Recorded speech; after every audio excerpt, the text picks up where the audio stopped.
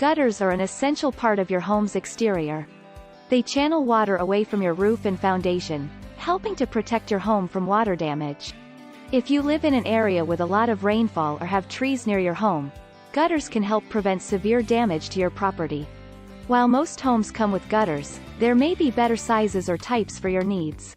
Additionally, it can become damaged over time and may need to be replaced. If you're considering new channels for your home, here are a few things to keep in mind. When deciding whether to replace your gutters or opt for a new installation, there are a few things to consider. One of the main things to think about is the cost. Replacing can be expensive, especially if you have a large home. The other thing to consider is the condition of your current channels. You may not need to replace them if they are in good condition. However, it may be time to invest in new gutters if they show signs of wear and tear. Your old gutters might be costing you more money than you think. If they are damaged or not correctly installed, they could be causing water to leak into your home. Replacing your gutters can be costly, but it will pay off in the long run.